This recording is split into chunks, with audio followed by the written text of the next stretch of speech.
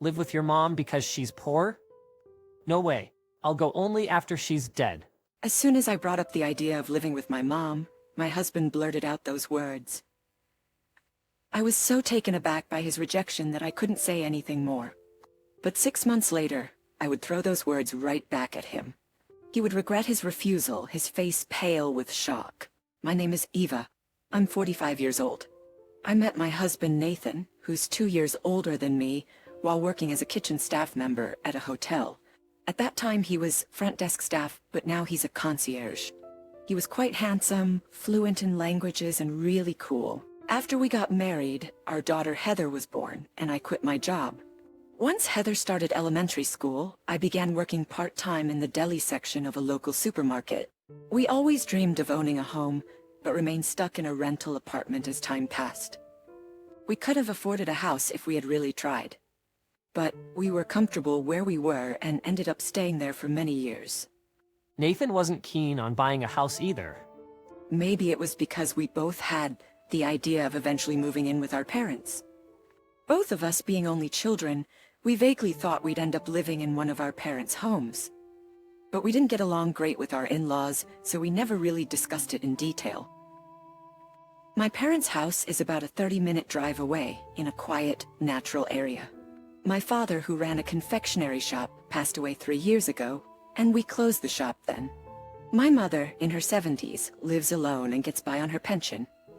I used to visit her regularly with Heather, but since she became a busy high school student with clubs and part-time jobs, we haven't been able to go together recently. I also increased my part-time hours to save for her education, so I haven't been able to visit my mom for a few months. Still, my mom is a bright and active woman, involved in hobbies and volunteer work. She's been healthy and hasn't really been sick, so I guess I wasn't too worried. But lately I've been concerned because she hasn't contacted me. She used to send photos of her hiking trips and flower arrangement classes, which reassured me she was doing well, but that stopped. My emails went unanswered, and phone calls wouldn't go through. Something was wrong. After finishing my part-time job, I drove to her house.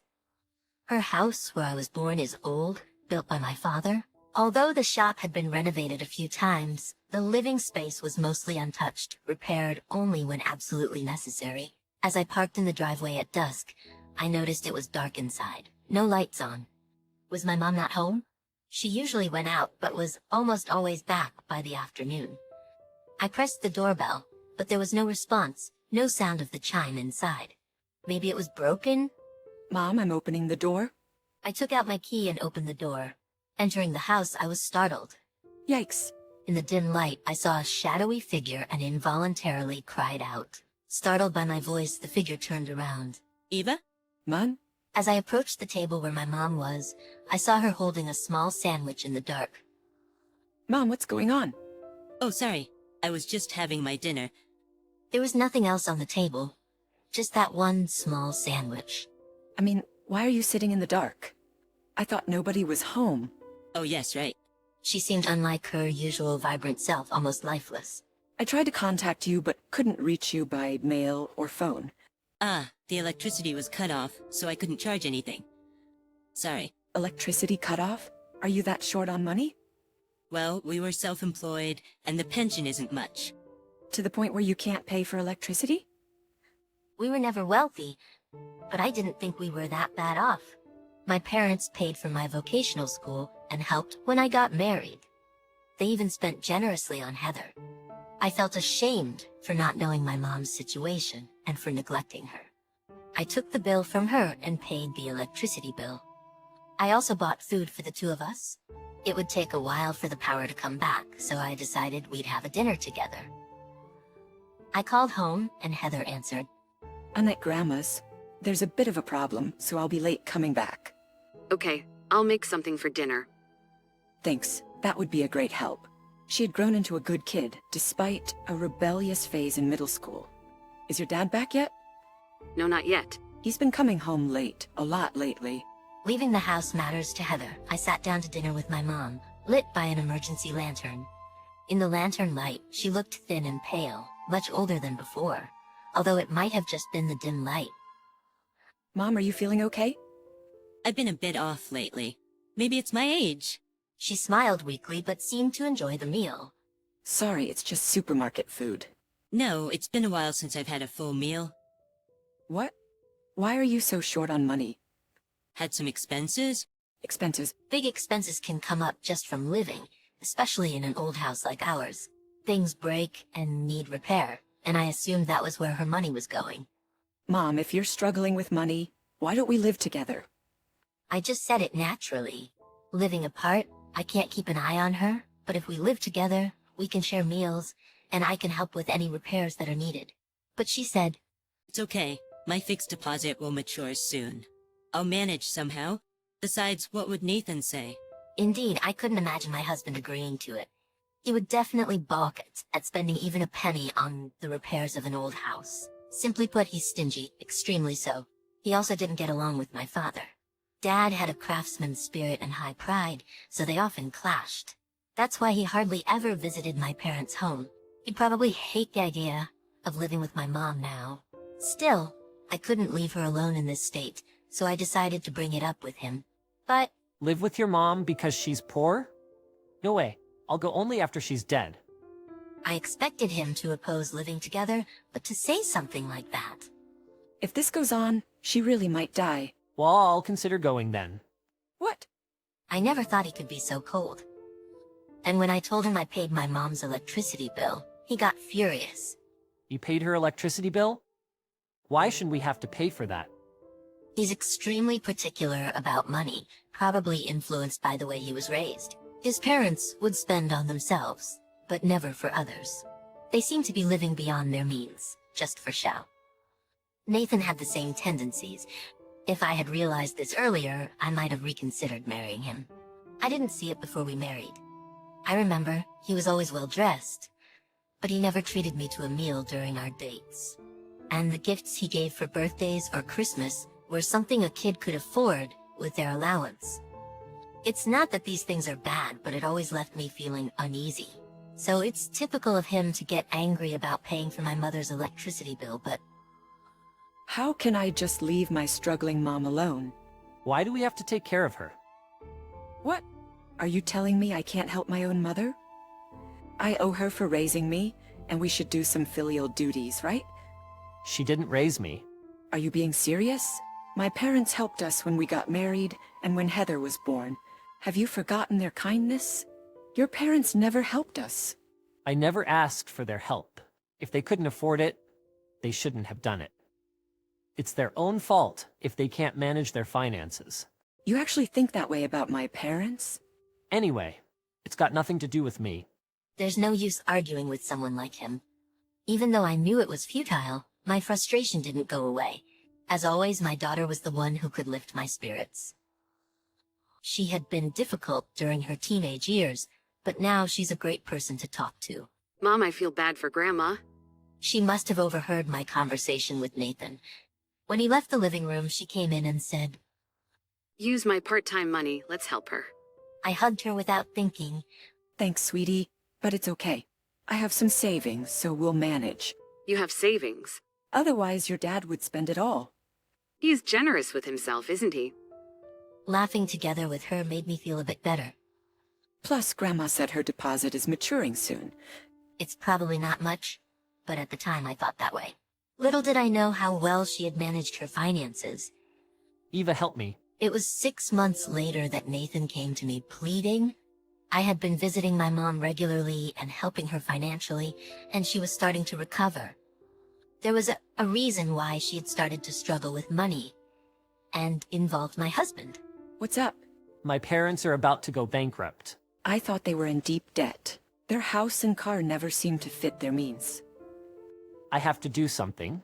Then do something. How can I? Why not? Where would I get that kind of money? You have personal savings, right? You barely give me any of your salary for living expenses, so I've been managing with my part-time income. You're saving the rest, aren't you? Well, it's just... Please help me. You want our family to shoulder your parents' debts? Remember how angry you got when I paid my mom's electricity bill? I was wrong about that. Please, I'm begging you. Let's live with my parents. What? I'll just return your words to you. Huh? I'm just giving you back the words you said to me. What did I say something? You don't remember? I haven't forgotten a single word. So what did I... Live with your mom because she's poor? No way. I'll go only after she's dead. That's what she said. Well, Do you remember now? no. You said it was her fault that she couldn't manage her finances. Why don't you go live with your parents alone? And what will you do? I'm gonna live with Heather at my mom's place. What? I'm saying I'll live with my mom. Are we going to live separately? Of course. You didn't help when my mom was in trouble. I have no intention of helping your parents. Besides, I plan to dissolve our marriage. I presented him with the divorce papers I had prepared. Why? Why don't you ask yourself? Us.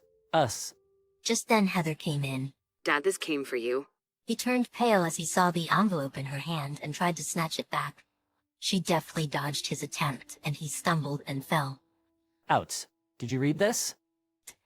I took the envelope from her and pulled out the documents inside. Sorry, but I opened it. This is a notice from the credit company about your loan, right? What did you need to borrow money for so badly? It was necessary. Necessary for what? Let me guess, you gambled it all away, didn't you? How did you... Heather saw you entering a casino several times on her way back from her part-time job. What? Not just that. Your computer history is full of online casinos and horse racing sites. Don't use my computer without permission. I needed it for research. You won't buy me one. You work, don't you? I don't make enough to buy a computer. I'm even buying what I need for school myself. We're living mostly on Mom's part-time income because you don't contribute. I couldn't ask Mom to buy me a computer. And to think you have been gambling away your money. Heather? Defeated by his daughter's words, his shoulders slumped.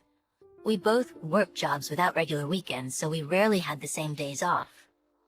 He must have thought his gambling went unnoticed. But our daughter was one step ahead. She hadn't just stumbled upon his casino visits or computer history. She had been suspicious and investigated. His gambling addiction wasn't a recent development. When I checked his bank account, I saw his salary would be withdrawn almost immediately after deposit, leaving no balance. No wonder you weren't enthusiastic about buying a home. You can't get a loan with your own debts, let alone pay off your parents. But I don't want your parents borrowing money from my mother because you're broke. What? Your parents borrowed money from my mom. That's why she was struggling. They kept borrowing, saying your mom was sick and needed treatment. They told her not to tell us because it would worry us. My mom felt sorry for them and lent them money, planning to keep it secret. But when I said I was divorcing you and moving back home, she told me, "Don't worry, the illness was a lie. They've borrowed so much, they can't borrow from friends or relatives anymore," and ended up going to my mom. When she went to ask for repayment, she was surprised to see your mom perfectly healthy. While they were pushing my mom into hardship, they continued living comfortably. It's unbelievable. I couldn't be part of such a family anymore, so I filed for divorce. I moved back to my mom's house with Heather. Nathan eventually moved out of our apartment and went back to his parents, taking up extra jobs alongside his main work to pay off his debts. After living beyond their means for so long, they must be struggling with a simpler lifestyle. As for my mother's fixed deposit, it matured. I was surprised at how much she had saved. Mom, you managed the money so well. I knew the pension wouldn't be enough, and I didn't want to be a burden. I saved desperately. I thought Dad would be able to work longer, so that was a miscalculation. No, you did great. Thank you. We should be okay for a while. This money is yours to use freely. She handed me the passbook. I can't take advantage of my mom, but may I borrow some? I had made a decision. When I moved back home, I quit my job. But life goes on and there are expenses, especially with Heather's education. I decided to renovate my dad's confectionery shop. I have a cooking license, and I used my experience from working in the supermarket deli to open a delicatessen. Initially, only a few locals and regulars of my dad's shop came, but gradually, more customers came. The business did well and it got busier. My mom and daughter helped sometimes.